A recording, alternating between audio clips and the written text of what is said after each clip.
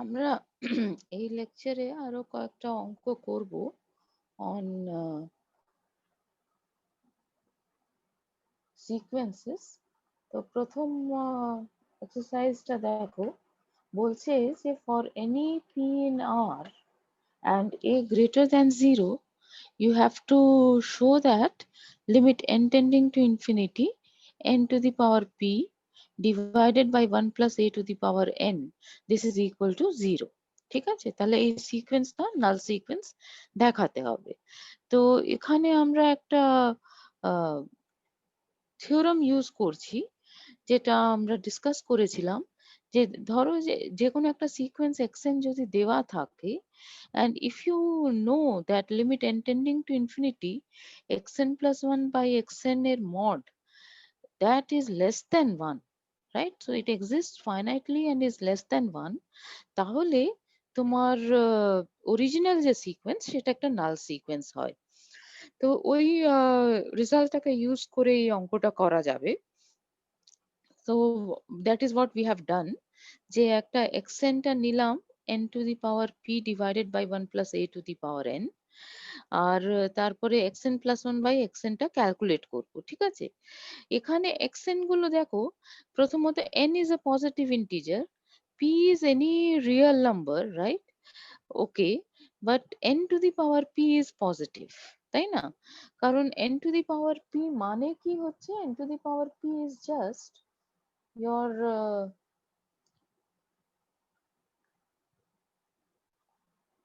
equal to e to the power p log n, right? So since it is e to the power p log n, so therefore it is always positive, exponential is always positive, আর এটা positive number 1 plus এটা therefore positive, তাহলে 1 plus a to the power n টা positive, তাহলে every xn is at least greater than 0, right? So therefore তুমি মডটা তুলে দিতে পারো প্রথমত। এবারে xn plus 1 মানে কি, xn plus 1 মানে xn এর যে চেহারাটা আছে সেখানে n এর জায়গায় আমি n plus 1 লিখবো, তাহলে xn plus 1 is n plus 1 to the power p divided by 1 plus a to the power n plus 1, আর এটাকে ডিভাইড করছো বাই xn, তাহলে কি হয়ে যাচ্ছে, multiplied by 1 plus a to the power n divided by n to the power p, right? So this statement is okay. Now you are looking at the limit of this as n tends to infinity. তো প্রথমে দেখো যে এটা একটু simplify করা যাচ্ছে। First of all তোমার n plus 1 to the power p divided by n to the power p, এটাকে তুমি যদি একসাথে লেখো তাহলে এটা হয়ে যাচ্ছে n plus 1 divided by n whole to the power p, সুতরাং that is just 1 plus 1 by n to the power p, right? n plus 1 by n to the power p, so it is all right. R 1 plus a to the power n টা নিউমারেটরে রয়েছে, আর ডিনোমিনেটরে 1 plus a to the power n plus 1 রয়েছে, so 1 plus a to the power n cancel হয়ে যাবে, and all you are left with is 1 by 1 plus a, which is a constant. ঠিক আছে, এবার এই যেটাকে আমরা আন্ডারলাইন করলাম, সো এই যে অংশটা 1 by 1 plus a, এই অংশটা তো কনস্ট্যান্ট, সো এটা লিমিটের বাইরে বেরিয়ে যাবে, আর 1 plus 1 by n এর limit as n tends to infinity is 1. So therefore, limit n tending to infinity 1 plus 1 by n to the power p is also equal to 1, right? So the required limit that will be equal to 1 by 1 plus a, তাই না? 1 by 1 plus এটা বাইরে বেরিয়ে এসছে, তাহলে 1 by 1 plus a সম্বন্ধে কি বলতে পারছো? 1 plus a is obviously greater than 1, কারণ এটা পজিটিভ দেওয়া আছে, সুতরাং 1 by 1 plus a, right? মানে আশা করি কনফিউজ হচ্ছো না, a is given as greater than 0, right? So since a is greater than 0, therefore your 1 plus a is greater than 1. কিছুক্ষণ আগেও আমরা এটা আলোচনা করেছি, so 1 plus a is going to be greater than 1, and therefore 1 by 1 plus a is going to be less than 1. All right, so you get this inequality. তাহলে তুমি কি পেলে, যে limit n tending to infinity xn plus 1 by xn is less than 1. এই ক্ষেত্রে mod না লিখলে চলতো, কিন্তু যেহেতু আমরা থিওরেমটা ব্যবহার করতে চাইছি, আমি কনফিউজ করতে চাইনি বলে মড লিখেছি, কিন্তু এখানে xn গুলো সব পজিটিভ, সুতরাং মড তুলে দিয়েই আমি লিখতে পারতাম। তাহলে ওই থিওরেমটাকে ব্যবহার করে তুমি বলতে পারছো যে limit n tending to infinity n to the power p divided by 1 plus a to the power n, this is equal to 0, right? So just a second. Oh, I'm sorry for this. I'm unable to get.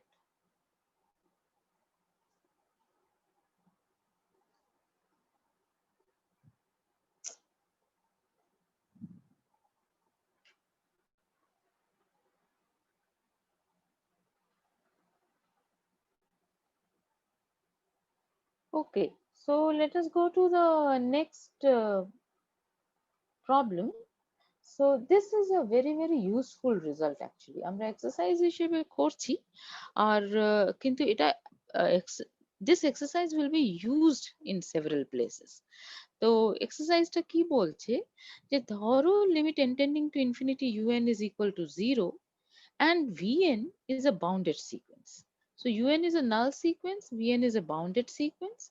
Then if you take a new sequence which is term by term multiplication of un and vn, ঠিক আছে, তাহলে un into vn করছো, তাহলে সেটাও null sequence হবে।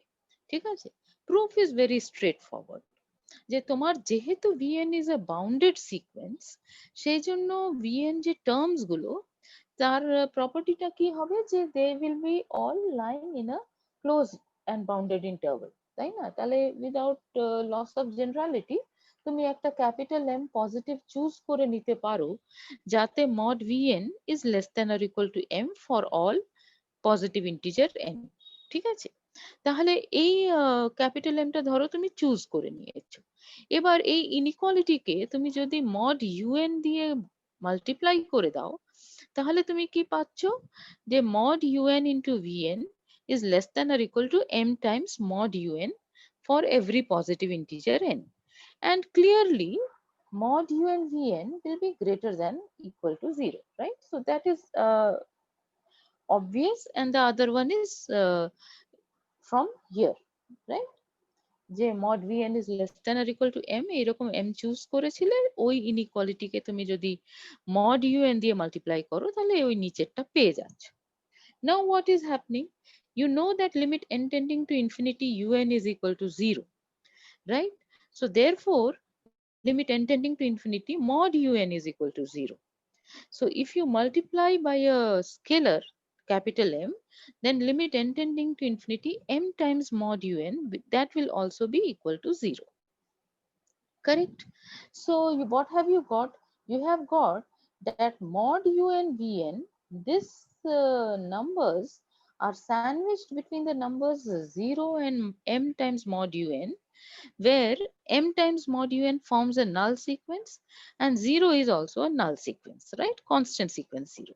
So by sandwich theorem, মাঝখানে যেটি বসে আছে সেটাও null sequence. So limit n tending to infinity mod un vn will also be equal to 0.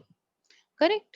Now we have seen this well when we were discussing sequences, that যদি একটা সিকোয়েন্সের modulus নিলে সেটা যদি নাল সিকোয়েন্স হয়ে যায়, তাহলে অরিজিনাল সিকোয়েন্সটাও নাল sequence হয়। সুতরাং ওই থিওরামটা লাগিয়ে তুমি বলে দিতে পারছো যে limit n tending to infinity un vn equal to 0, right? তাহলে আমি যেটা লাস্ট টিউটোরিয়ালেও বলেছিলাম, এই টিউটোরিয়ালেও আবার একই জিনিস রিপিট করছি, যে তোমার যদি এই টিউটোরিয়ালস গুলোকে খুব ভালোভাবে এক্সপ্লয়েট করতে হয়, মানে এই অঙ্কগুলোকে খুব অ্যাপ্রিসিয়েট করে বুঝে এগোতে হয়, তার জন্য থিওরিটা কিন্তু একটু ভালো করে দেখে নিতে হবে। ঠিক আছে, তাহলে স্যান্ডউইচ থিওরেম অবধি যে থিওরিটা ছিল সেটা আমরা লাস্ট লেকচারে ব্যবহার করেছি, আর এখানে তারপরে আরেকটা থিওরি ব্যবহার করেছি, যেটা আগের এক্সারসাইজে বললাম। ঠিক আছে, সো থিওরির অংশটা ভালো করে দেখবে, তবে আমরা খুব সুন্দরভাবে এই টিউটোরিয়াল গুলোকে অ্যাপ্রিসিয়েট করতে পারবো। ঠিক আছে? তাহলে থার্ড এক্সারসাইজটা দেখা যাক আজকের টিউটোরিয়াল সেশনে। যে ধরো যে একটা সিকোয়েন্স দেওয়া আছে which is converging to some point L which is non-zero, ঠিক আছে? আর yn একটা properly divergent সিকোয়েন্স দেওয়া আছে। তাহলে যদি আমি term by term multiplication of xn আর yn করি, তাহলে কি তার সম্বন্ধে কি কিছু বলা যাবে? What can you say about it? ঠিক আছে? So this is a tailor-made question, মানে এখানে বলা যাবে বলেই লেখা হচ্ছে, ঠিক আছে? ওকে, তো কেন আমি even before I am going to the proof or the solution of this problem, আমি বলি যে এখানে L নন জিরো কেন আমি নিয়েছি, ঠিক আছে? আমি যদি একটা ধরো সিকোয়েন্স নিয়ে নিলাম xn equal to 1 by 2n, right? তাহলে এই সিকোয়েন্সটা তোমার is converging to 0, right, as n tends to infinity. So this converges to 0 as n tends to infinity. Now, if you assume that your yn is equal to n, so this is also, so this is for all n, all right? So this is also for all n. Then what can you say about yn? That limit n tending to infinity,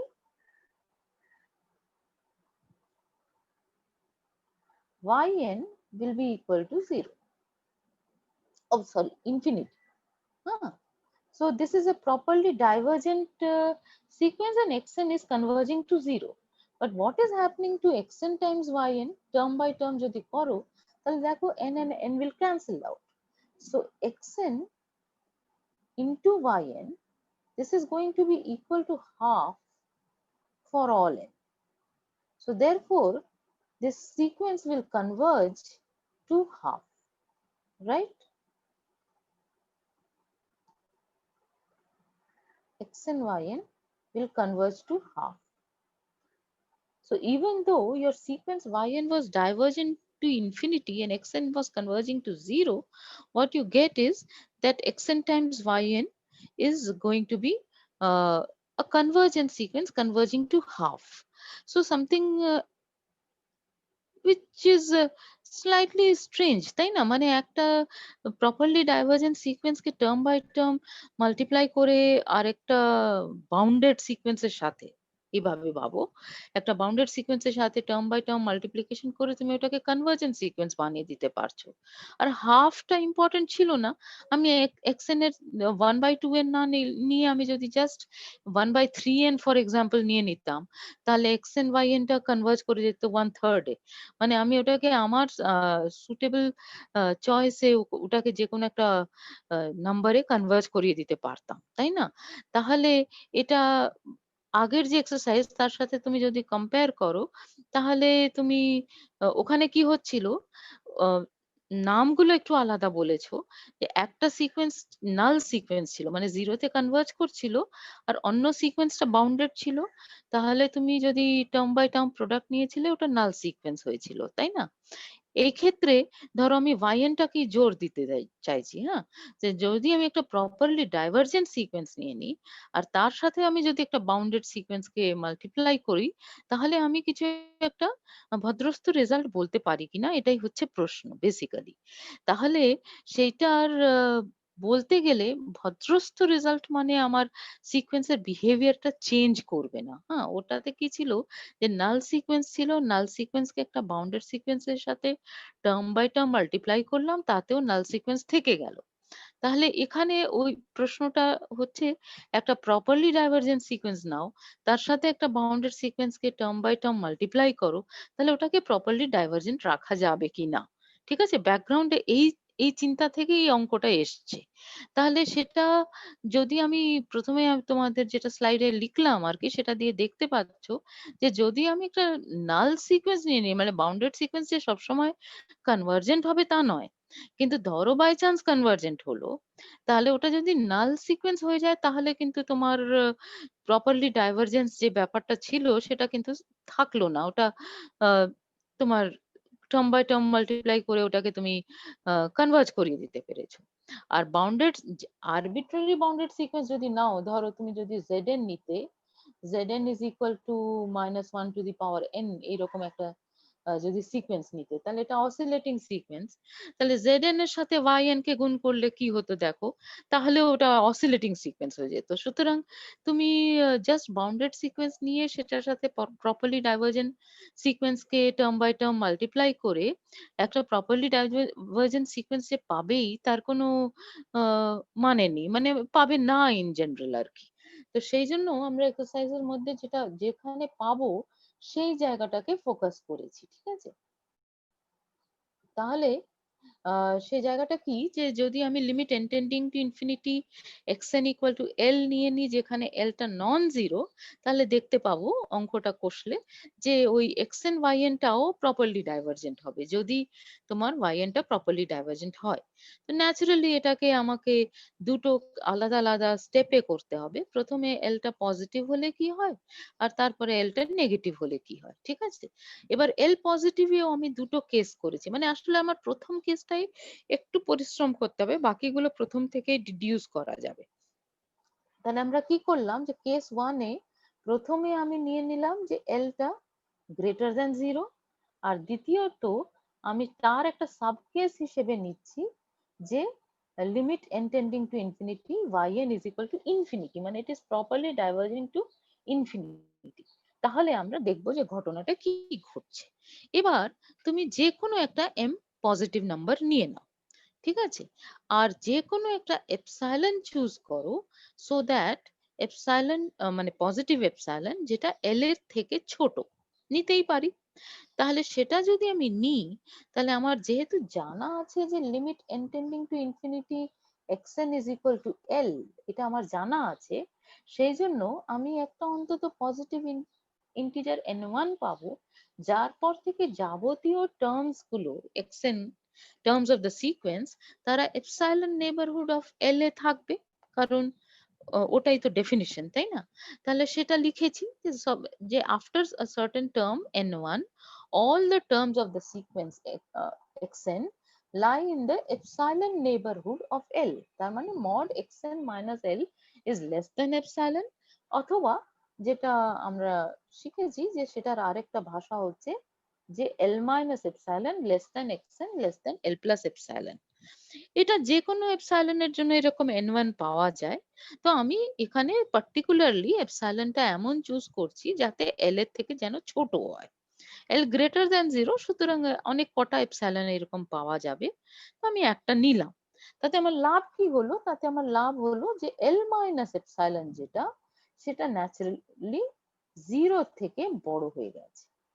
তার মানে তোমার xn গুলো সব zero থেকে বড় হয়ে যাচ্ছে ওই ক্যাপিটাল N1 এর টার্মের পর থেকে, ঠিক আছে। এটা হলো প্রথম অবজারভেশন। এটা আমরা থিওরাম হিসেবেও মানে প্রমাণ করেছিলাম, আবার করে এখানে দেখলাম, ঠিক আছে। আর কি দেওয়া আছে, যে limit n tending to infinity yn is equal to infinity. সুতরাং যাই তুমি পজিটিভ নাম্বার m নাও না কেন, একটা টার্মের পর যাবতীয় yn গুলো ওই পজিটিভ নাম্বারের থেকে বড় হয়ে যাবে। তাহলে সেই পজিটিভ নাম্বারটা আমি এবারে কি করব, এই যে m আছে আর এপসাইলন, সেই দুটোকে ব্যবহার করে একটা চুজ নিয়ে নেব, ঠিক আছে। তাহলে আমার পজিটিভ নাম্বার যেটা আমি নিচ্ছি সেটা হচ্ছে m divided by l minus epsilon. তো m divided by l minus epsilon is a positive number, তাই না। l minus epsilon is positive, m is also positive। তাহলে সেই পজিটিভ নাম্বারের জন্য আমি একটা পজিটিভ ইন্টিজার n2 পাবো, যাতে n2th টার্মের পর থেকে যাবতীয় yn গুলো capital M divided by l minus epsilon থেকে বড় হবে, রাইট। তাহলে limit n tending to infinity yn is equal to infinity থেকে আমরা আমরা এটা পেলাম। আর limit n tending to infinity xn equal to l থেকে এটা পেলাম, যেখানে আমি l এপসাইলনটা সুটেবলি চুজ করে নিয়েছিলাম আর m টা র্যান্ডমলি চুজ করেছি, রাইট। এটা খেয়াল রাখবে যে m greater than zero was any arbitrary positive number.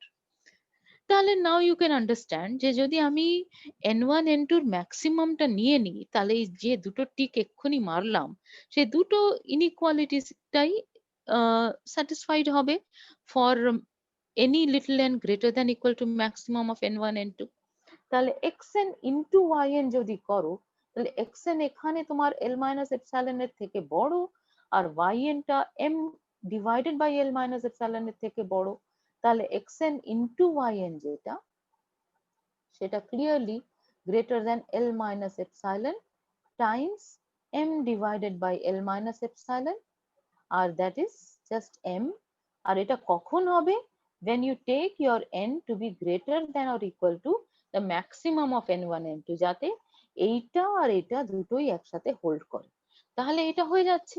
So you are getting যে যাই m পজিটিভ আমি নিই না কেন তার জন্য আমি একটা পজিটিভ ইন্টিজার পাচ্ছি, যাতে তার এটা তো ম্যাক্সটা তো এটা এখানে থাকবে, যাতে সেই পজিটিভ ইন্টিজারের পর থেকে যদি আমি n ছোট হাতের n নিই তাহলে xn yn গুলো m এর থেকে বড় হবে।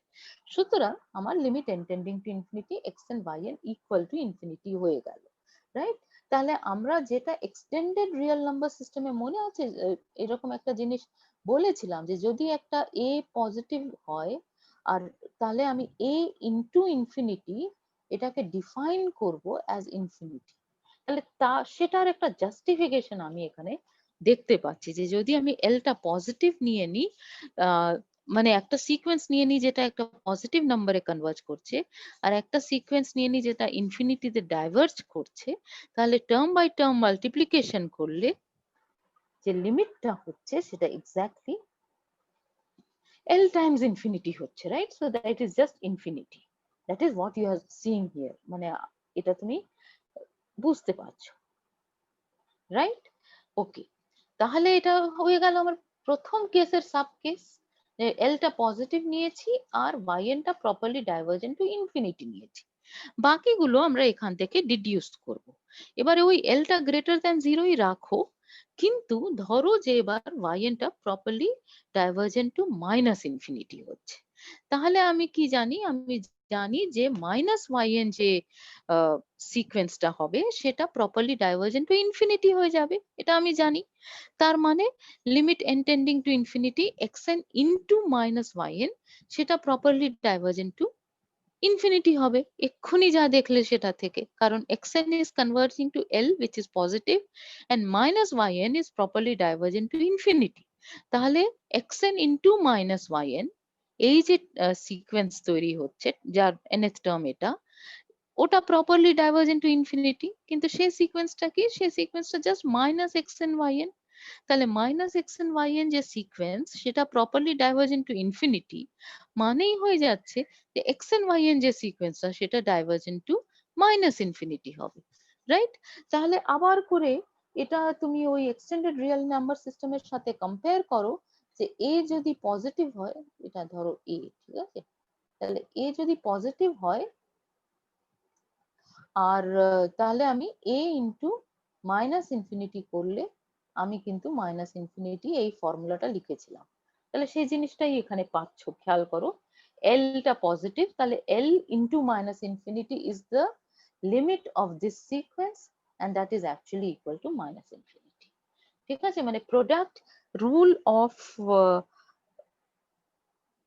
limit of sequences, মানে limit n tending to infinity xn into yn is equal to limit n tending to infinity xn times limit n tending to infinity yn, সেটা তুমি এক্সটেন্ড করে দিতে পারছো এই দুটো কেসে, যেখানে limit n tending to infinity xn টা পজিটিভ আর yn limit n tending to infinity yn টা আইদার ইনফিনিটি অথবা মাইনাস ইনফিনিটি। বুঝতে পারছো তো যে তোমরা যেটা অ্যালজেব্রা অফ লিমিট করেছিলে সেটাকে এই দুটো কেসেও এক্সটেন্ড করে দিতে পারছো। ইনফ্যাক্ট ওই এলটা লেস দ্যান 0 ক্ষেত্রেও হবে। এবারে আমি এক্সপেক্ট করছি যে তোমরা এটা বুঝতেই পারছো যে আমি এটার প্রমাণটা কি করে করব, তাই না? প্রমাণটা এইভাবে করব যে আমার যদি limit n tending to infinity xn equal to L, less than 0 হয়, তাহলে আমি এক্সটেন্ড সিকোয়েন্সটা না নিয়ে আমি মাইনাস এক্সটেন্ড সিকোয়েন্স নিয়ে কথা বলতে পারি। তাহলে এক্সটেন্ড যেহেতু এল এ কনভার্জ করছে, মাইনাস এক্সটেন্ডটা মাইনাস এল এ কনভার্জ করবে। কিন্তু মাইনাস এল কেমন নাম্বার হয়ে যাচ্ছে? ওটা একটা পজিটিভ নাম্বার হয়ে যাচ্ছে। তাহলে অলরেডি যে দুটো কেস করে ফেলেছো, সেখান থেকে তুমি পরপর কি বলে দিতে পারো? দেখো, প্রথম যেটা লিখেছি যে yn যদি ইনফিনিটিতে ডাইভার্জ করে, তাহলে তোমার এবার কি হবে? মাইনাস এক্সটেন্ড ইন্টু yn, সেটা ইনফিনিটিতে ডাইভার্জ করবে, তাই না? এটাই করেছিলে, কারণ মাইনাস এক্সটেন্ডটা একটা পজিটিভ লিমিটে কনভার্জ করছে। এবার মাইনাস এক্সেন ওয়াইএন টা যদি ইনফিনিটিতে কনভার্জ করে, তার মানে কি? যে এক্সেন ওয়াইএন টা মাইনাস ইনফিনিটিতে কনভার্জ করবে, রাইট? তাহলে তোমার যদি এ লেস দেন 0 হয়, আমি জাস্ট অ্যানালজিটা বারে বারে টানছি, যেটা আমরা এক্সটেন্ডেড রিয়েল নাম্বার সিস্টেমের ক্ষেত্রে করেছিলাম, যে এ যদি লেস দেন 0 হয়, তাহলে এ ইন্টু ইনফিনিটি টা আমরা ডিফাইন করেছিলাম ইকুয়াল টু মাইনাস ইনফিনিটি। তাহলে সেটার একটা আমরা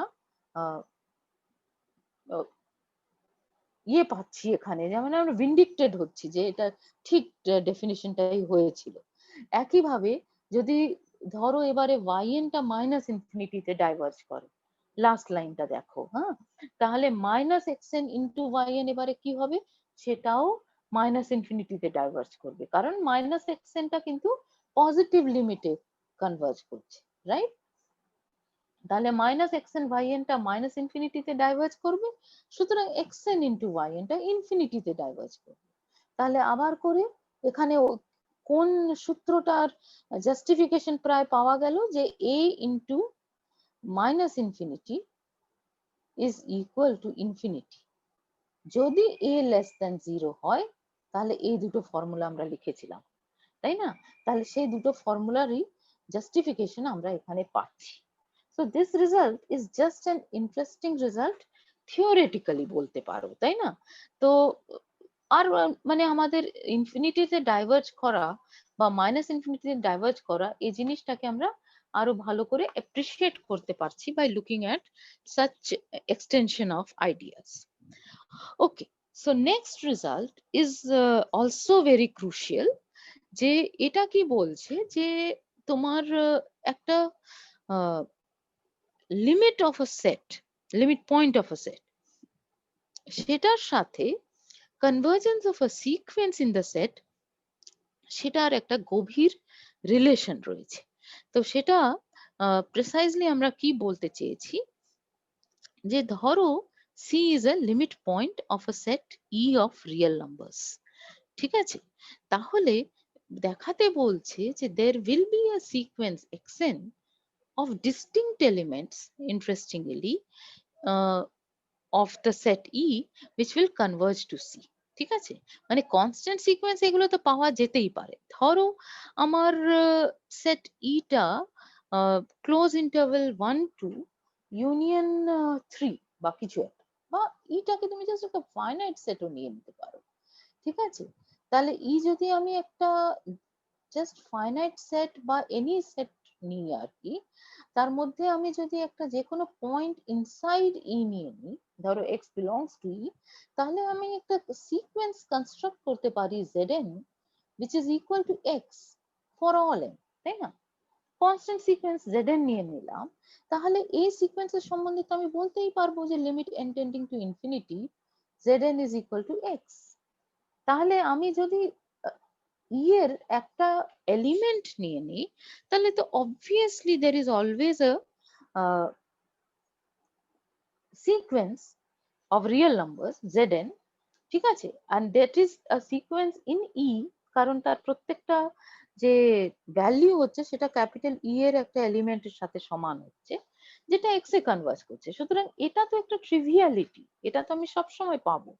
কিন্তু বক্তব্য এখানে রেজাল্টের মধ্যে হচ্ছে যে যদি আমার limit point of A set থাকে, তাহলেও আমি একটা এরকম সিকোয়েন্স পেয়ে যাব in E which will converge to C। তো ইন জেনারেল তোমার ওটা সিকোয়েন্সটা কনস্ট্যান্ট সিকোয়েন্স হতে পারে, না হতে পারে, অনেক কিছু হতে পারে, কিন্তু খুব জেনারেল স্টেটমেন্ট যেটা এখানে বলা হচ্ছে সেটা হচ্ছে যে you will be able to get a sequence of distinct elements. So this is a very very useful result in that sense. ঠিক আছে, সেটা আমরা অ্যাপ্রিসিয়েট করতে পারবো as we go on with studying analysis আর কি, রিয়েল অ্যানালিসিস। তো দেখা যাক, সিটা লিমিট পয়েন্ট অফ ই দেওয়া আছে, তাতে আমার কি জানা আছে যে every neighbourhood of c contains infinitely many points of E. এটা আমরা প্রুফ করেছিলাম। এই জিনিসটাই ইউজফুল হবে। কি করে করব, যে আমি প্রথমে ওয়ান নেবারহুড অফ সি নেব।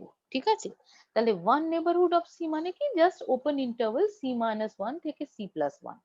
তাহলে এই নেবারহুড এর মধ্যে ক্যাপিটাল ই এর একটা পয়েন্ট থাকবে which is different from c, because c is a limit point। তাহলে সে অন্তত একটা পয়েন্ট থাকবে, সুতরাং তুমি একটা পয়েন্ট চুজ করে নাও, সেটাকে বলো x1। তাহলে x1 যেই চুজ হয়ে গেল, তারপরে তুমি নেক্সট স্টেপে ইন্ডাকশন লিখেছি, তো সেটা কিভাবে লিখেছি আমি একটু বোঝানোর চেষ্টা করি। আমি c মাইনাস হাফ থেকে c প্লাস হাফ এই ইন্টারভেলটা নিলাম।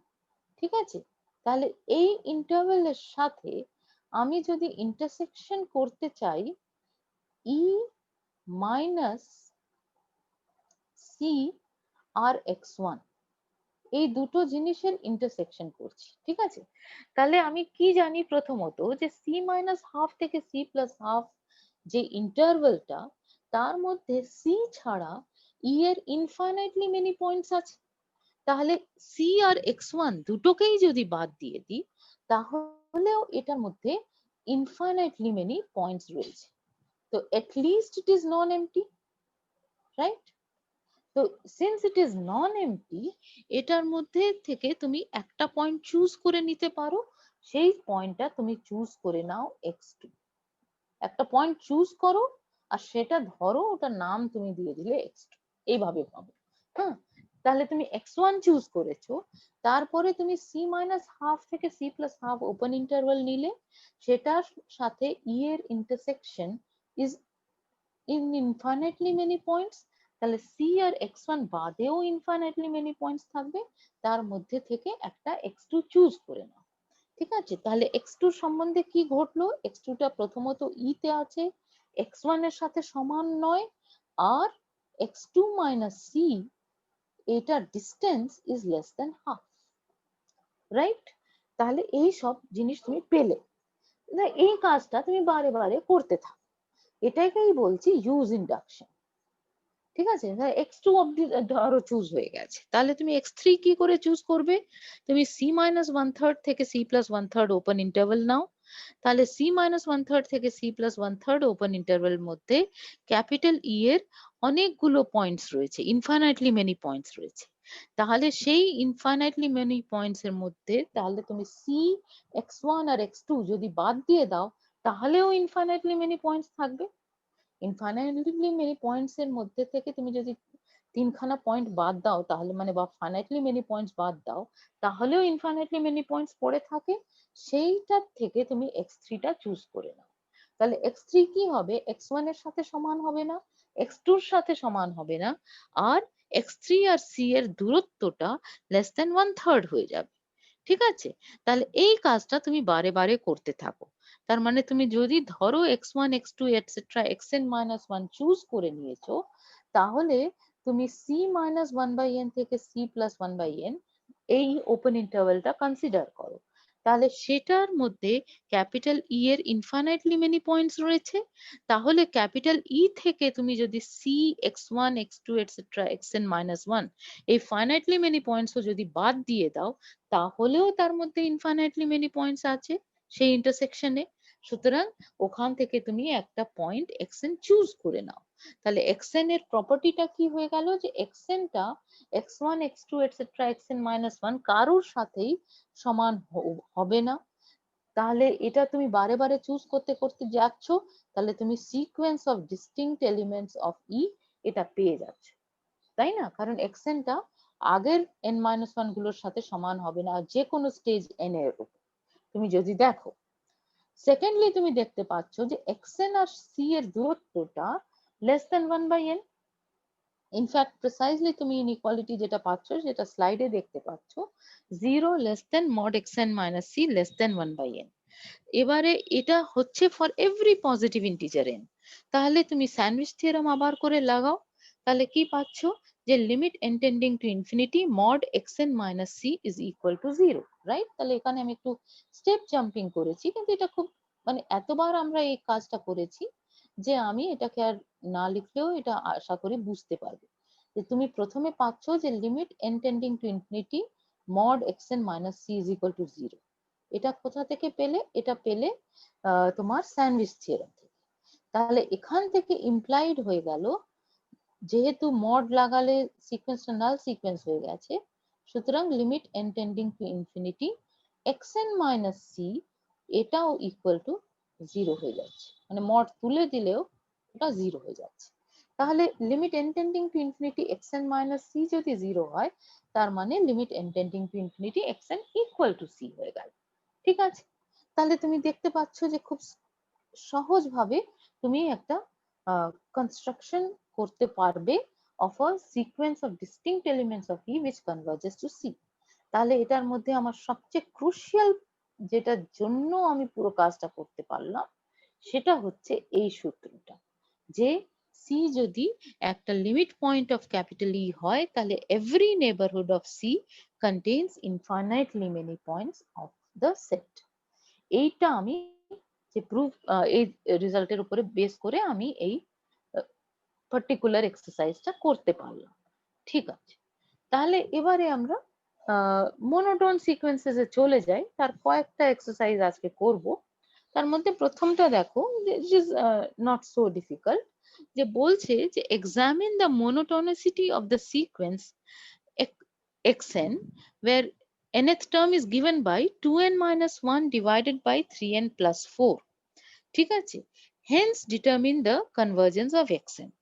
মনোটনিক সিকোয়েন্সের সম্বন্ধে আমরা কি শিখেছিলাম, যে মনোটনিক সিকোয়েন্সের বিহেভিয়ারটা এমন হয় যে ওটা যদি মনোটনিক্যালি ইনক্রিজিং হয় তাহলে বাউন্ডেড অ্যাবাভ হলে কনভার্জেন্ট হবে, আনবাউন্ডেড অ্যাবাভ হলে ওটা ডাইভার্জেন্ট টু ইনফিনিটি হবে।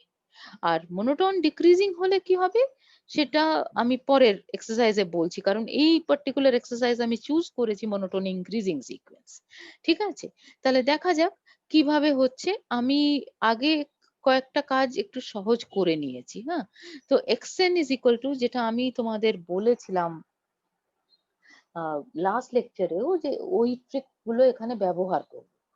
তো xn টা দেওয়া আছে 2n minus 1 divided by 3n plus 4। তাহলে আবার করে আমি ওই যেটা বক্তব্যটা রেখেছিলাম যে আমি numerator is equal to something a Times denominator plus some other constant b, এই রকম করে আমি লেখার চেষ্টা করব তাতে আমার জীবনটা অনেক ভালো হয়ে যায়। ঠিক আছে, কিন্তু আনফরচুনেটলি এখানে তুমি দেখতে পাচ্ছ যে তলায় যে মানে ডিনোমিনেটরে যে n এর কোএফিসিয়েন্ট সেটা হচ্ছে 3, আর নিউমারেটরে n এর কোএফিসিয়েন্ট হয়ে গেছে 2, তাই না? 2 আর 3 এর মধ্যে তো কোনো কমন ফ্যাক্টর নেই, ওরা তো কো প্রাইম।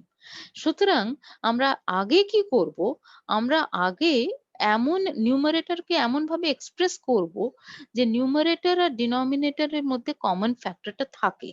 তো সেটা এনশিওর করার জন্য আমি যেটা করেছি সেটা হচ্ছে, দেখো তুমি এটাকে অন্যভাবেও করে নিতে পারতে, কিন্তু যেভাবে আমি করেছি সেইটুকুন বলছি, যে আমি প্রথমে আমি নিউমারেটরকে 3 দিয়ে গুণ করে দিলাম। তাহলে নিউমারেটরকে 3 দিয়ে গুণ করে আমি যদি একই ফ্র্যাকশন পেতে চাই তাহলে ডিনোমিনেটরকেও 3 দিয়ে গুণ করতে হয়। তাহলে সেটা হচ্ছে আমার এই অংশটা, প্রথম যেই কোয়ালিটিটা।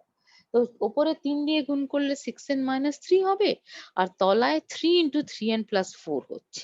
ঠিক আছে, তাহলে আমি ওপরে 6n পেয়ে গেছি, আর নিচে এবারে এই 3 টাকে যদি ইগনোর করো ফর দ্য টাইম বিং, তাহলে এটা 3n এর মাল্টিপল হয়ে যাচ্ছে। 3n এর মাল্টিপল হলে কত হয়েছে, 2 ইন্টু 3n হয়ে যাচ্ছে, তাই না? তাহলে আমি সেই জন্য উপরে 2 ইন্টু 3n প্লাস 4 এটা লিখলাম। 2 ইন্টু 3n প্লাস 4 লেখাতে আমার এবার স্লোলি দেখা যাক। হ্যাঁ, এটা 2 ইন্টু 3n প্লাস 4 মানে প্রায় চোখ বন্ধ করে লিখে ফেলেছি, কারণ এখানে আমার 6n রয়েছে এবারে। ঠিক আছে, আর 3n এর 2 করলে 2 টাইমস মাল্টিপ্লাই করলে আমি 6n পাই, কিন্তু চোখ বন্ধ করে লিখে দিলে কি হবে, আমার এটা তো সমান হতে হবে। 2 into 3n plus 4 হয়ে গেলে এটা হয়ে গেছে 6n plus 8, তাই না? আর হওয়া উচিত ছিল আমার 6n minus 3। তাহলে 6n minus 3 হতে গেলে আমাকে এটা -11 করতে হচ্ছে, তাই না? ঠিক বলছি, 11 minus 8 করলে 3 হয়, তাহলে আমার এটা -11 হয়ে যাচ্ছে, এখানে আমাকে ঢোকাতে হচ্ছে। তাহলে সেই জন্য এই স্টেপটা তুমি পেলে, ঠিক আছে, যে এটা এটার সাথে সমান হলো। এটাতে লাভ কি হলো, তাতে আমি একটা 2/3 কমন হিসেবে বার করে নিলাম, 3n plus 4 কে ক্যান্সেল করলাম। যেটা বলেছিলাম যে আমি যদি এইভাবে করে ফেলতে পারি তাহলে নিচে আমার যদি, তাহলে এটা আরো জেনারেল হয়ে গেছে, এখানে আমার numerator divided by c times denominator আছে, c is some other number, এই ক্ষেত্রে c টা হচ্ছে 3, তাই না? তাহলে এটা c টাইমস ডিনোমিনেটর হচ্ছে, তাহলে আমার এটা equal to a divided by c plus b divided by c times denominator, এরকম একটা চেহারা হয়ে যাবে, তাই না? তো সেটা আমি করলাম, তাতে আমার কি লাভ হচ্ছে দেখো, 2/3 মাইনাস, আর মাইনাস করে যে নাম্বারটি পাচ্ছ সেটা হচ্ছে 11 divided by 3 into 3n plus 4, এই নাম্বারটা কিন্তু তোমার পজিটিভ। 11 divided by 3 into 3n plus 4 is a positive number, তাহলে সেই পজিটিভ নাম্বারকে 2/3 থেকে সাবট্রাক্ট করছো, তাহলে এটা লেস দ্যান 2/3 হয়ে যাচ্ছে।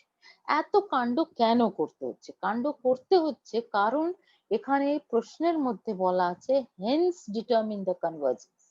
সুতরাং তোমাকে মনোটনিসিটিটা কে ভেরিফাই করে তারপরে কনভার্জেন্সটা দেখাতে হবে। সেই জন্যই তোমাকে দেখাতে হবে it is either monotone increasing or monotone decreasing, and you have to show that it is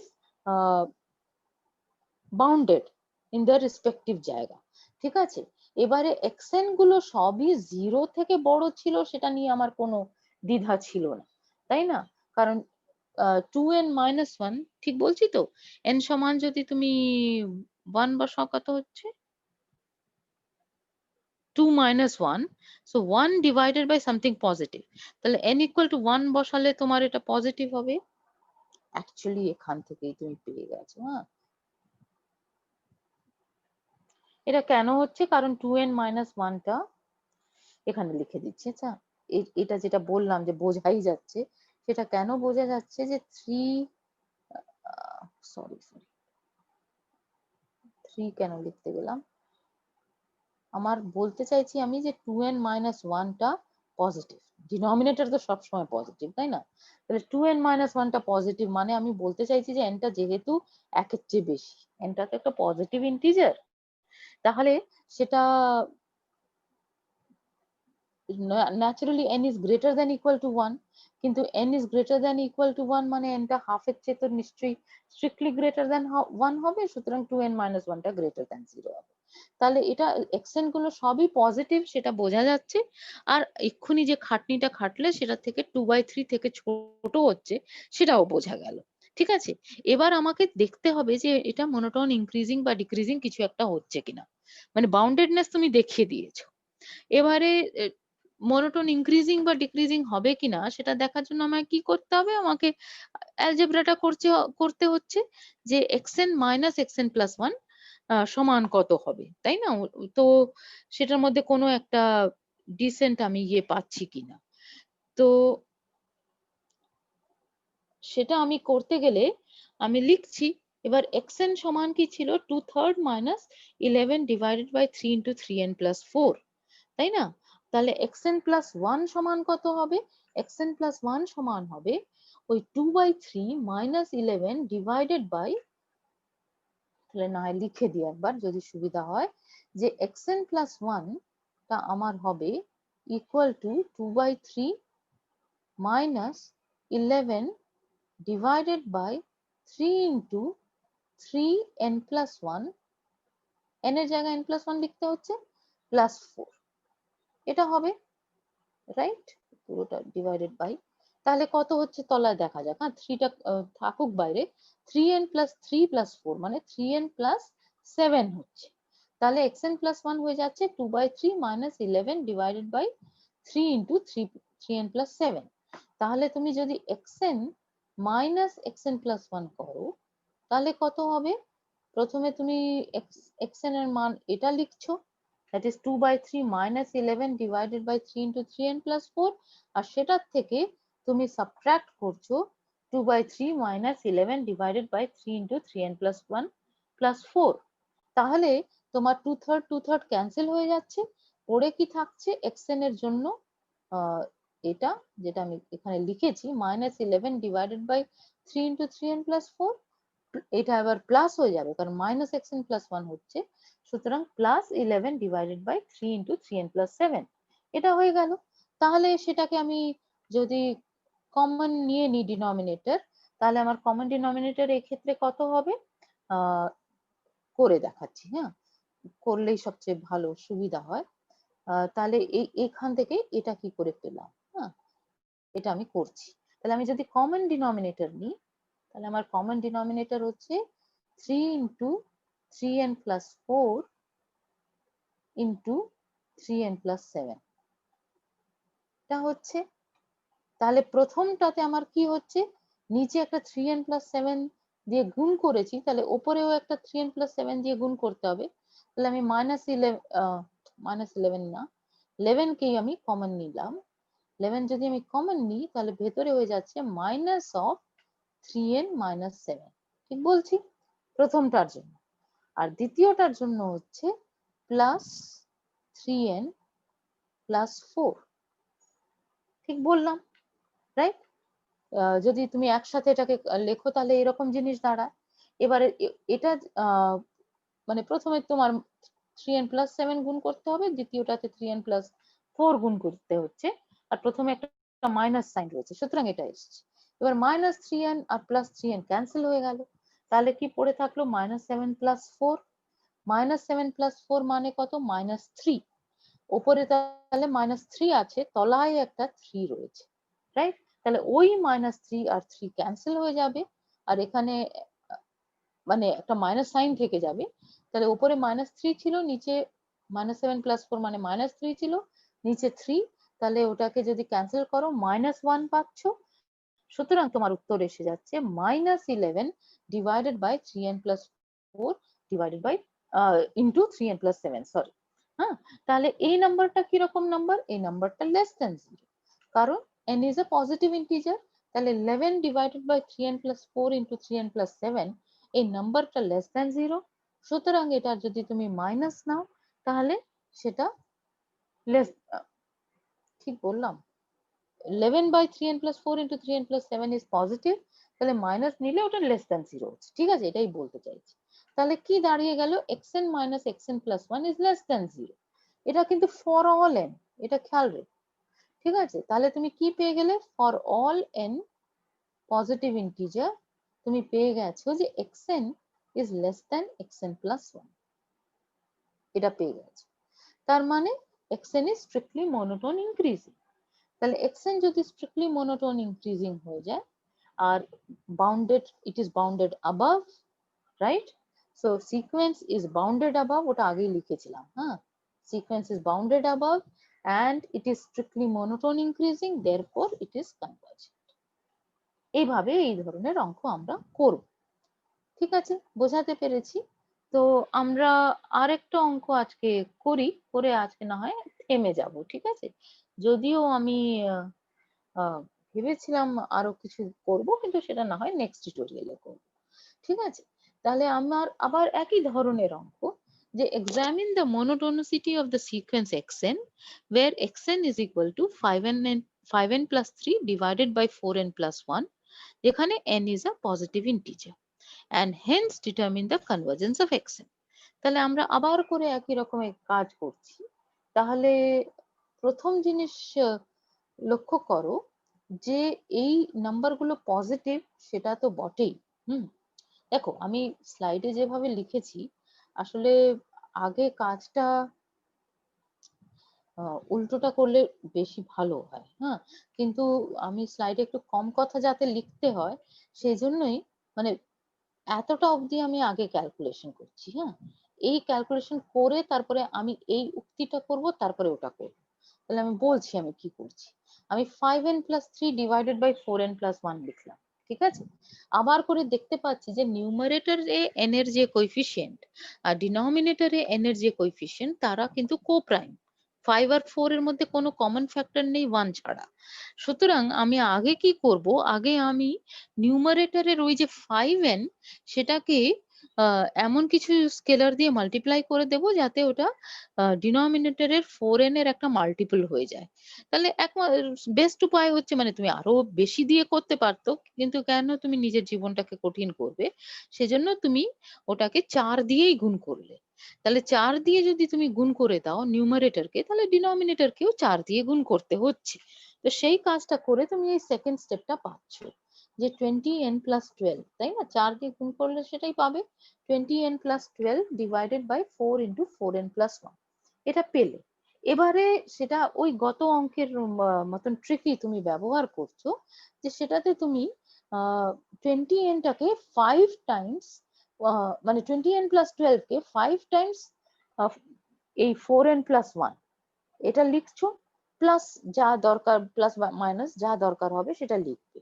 তাহলে 5 টাইমস 4n+1 লিখলে তুমি কি পাচ্ছ, 20n+5। তা 20n+5 পেলে, আর ছিল 20n+12, সুতরাং আরো 7 যোগ করতে হয়েছে। তাহলে করেছো সেটা, হ্যাঁ। তাহলে সেটা হলো তোমার এই থার্ড টার্মটা, এই পার্টিকুলার এটাতে, রাইট? তাহলে দিস ইজ মাই ক্যালকুলেশন। এবারে কি করছি, 4n+1 প্রথম 5 টা থেকে ক্যান্সেল আউট করে আমি এটাকে লিখছি 5/4 প্লাস 7/4 ইন্টু 4n+1, এটা লিখলাম। তাহলে এক্সএন গুলোর এই চেহারা হচ্ছে, আমি বুঝতে পারছি। তো এবারে এই যে কেন আমি এটাকে গ্রেটার দ্যান 5/4 নিয়ে আমি কথা বলবো, এটা আমার কাছে এক্ষুনি কোনো স্পষ্ট নয়। হ্যাঁ, আগের অঙ্কে ওটা স্পষ্ট ছিল না যে আমার বাউন্ডেড অ্যাবাভটা কেন নিতে হবে। তো আমি এবারে এতটা করার পর আমি আগে xn মাইনাস xn+1 করে দেখি কি হয়। xn এর তো চেহারা স্লাইডের উপরে লেখাই আছে, আমি xn+1 টাও লিখে নিই। ঠিক আছে, তাহলে আমার xn+1 কি হচ্ছে, xn+1 টা হচ্ছে, sorry, xn+1 is equal to 5/4 যেমন ছিল থাকবে, 5/4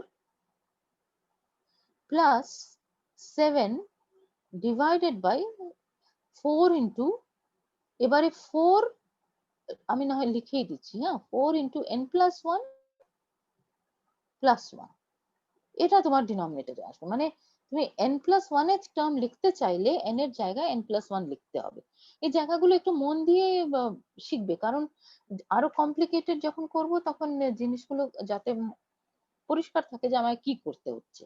তাহলে এটা কত এলো দেখো, 5/4 এলো, সেটা তো ছিলই, প্লাস 7/4, আর ব্র্যাকেটের মধ্যে কি হয়ে গেছে, 4n+4+1, তার মানে 4n+5 হয়ে গেছে, তাই তো? হ্যান্ড রাইটিংটা ভালো হচ্ছে না, 4n+5 হয়ে গেছে, তাই না? তাহলে আমি যদি, এটা হচ্ছে আমার xn, সেটার থেকে আমি xn+1 কে সাবট্রাক্ট করছি, তাহলে 5/4 ক্যান্সেল হয়ে গেল। এবার xn ছিল, xn এ যা পড়ে থাকবে সেটা হচ্ছে 7/4 ইন্টু 4n+1, আর xn+1 সাবট্রাক্ট করলে এখান থেকে মাইনাস 7/4 4n+5 আসছে। তাহলে এই যে সাবট্রাকশন, আবার একই রকম কাজ করো, যে তুমি দেখো এটা সাবট্রাকশন মানে কত হবে, কমন ডিনোমিনেটর যদি নাও তাহলে হচ্ছে 4 ইন্টু 4n+1 ইন্টু 4n+5, এটা হচ্ছে কমন ডিনোমিনেটর। তাহলে নিউমারেটর কি হবে, নিউমারেটর হবে 7, যদি কমন নিয়ে নাও তাহলে থার্ড ব্র্যাকেটের মধ্যে প্রথমটাতে তোমার 4n+5 আসবে, রাইট? আর সেকেন্ডটাতে এটা 5, ঠিক আছে, আর সেকেন্ডটাতে কি আসবে, 4n+1 আসবে, আর সেটা সাবট্রাকশন হয়ে আসবে, সুতরাং 4n মাইনাস 4n মাইনাস 1 এটা আসবে। ঠিক বলছি, রাইট? এটার থেকে তুমি এই জায়গাটা পাবে। তাহলে 4n মাইনাস 4n ক্যান্সেল হয়ে গেল, পড়ে থাকলো কি, so 4n minus 4n cancel হয়ে গেছে, 5 মাইনাস 1 মানে 4 পড়ে থাকছে, কিন্তু 4 তো ডিনোমিনেটরেও আছে, তাহলে সেই 4 টা ক্যান্সেল করে দাও, তাহলে উত্তরটা কি আসে, 7 divided by 4n+1 into 4n+5, আর এই নাম্বারটা কি হয়ে গেছে, গ্রেটার দ্যান 0, কারণ n is a positive integer. তাহলে for all positive integers n, xn minus xn plus 1 is greater than 0.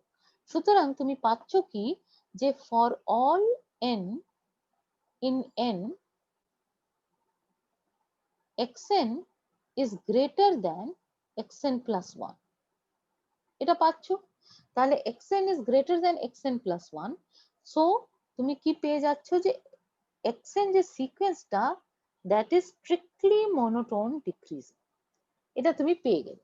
ঠিক আছে, এবার তুমি আবার ফিরে যাও এখানে। হ্যাঁ, তাহলে স্ট্রিক্টলি মনোটোন ডিক্রিজিং সিকোয়েন্স বলে যেটা জানা আছে, থিওরাম সূত্র যেটা, সেটা বলে যে যদি ওটা বাউন্ডেড বিলো হয় তাহলে কনভার্জেন্ট হবে, আর যদি আনবাউন্ডেড বিলো হয় তাহলে ওটা ডাইভার্জেন্ট টু মাইনাস ইনফিনিটি হবে। তাহলে এখানে আমি যদি আবার ফিরে যাই, তাহলে আমি দেখতে পাচ্ছি যে কোনো xn is equal to 5/4 plus something, সে সামথিংটা কিন্তু পজিটিভ। সুতরাং xn is greater than 5/4 for all positive integer n, এটা তুমি দেখতে পাচ্ছ। ঠিক আছে, তার মানে কি হচ্ছে, তার মানে তুমি দেখতে পাচ্ছ যে the sequence xn is bounded below. তাহলে xn is strictly monotone increasing bounded below sequence, and therefore it is convergent, right? That is your result. তাহলে আমি আশা করি যে এখন অবধি যা বললাম সেটা আমি বোঝাতে পেরেছি। এবারে আমরা আর আজকে অঙ্ক না ডিসকাস করে এখানে থেমে যাই। we will continue in the next class. আর আমি যেটা বারে বারে বলছি সেই জিনিসটা তোমরা কিন্তু মাইন্ডের মধ্যে রাখো, যে সিকোয়েন্সের যে থিওরিটিক্যাল লেকচার্স ছিল সেটা পরিষ্কারভাবে শুনবে আর বুঝবে। সেটা না করলে কিন্তু টিউটোরিয়ালস অ্যাপ্রিশিয়েট করতে পারবে না। So we will continue in the next lecture. Let us stop here.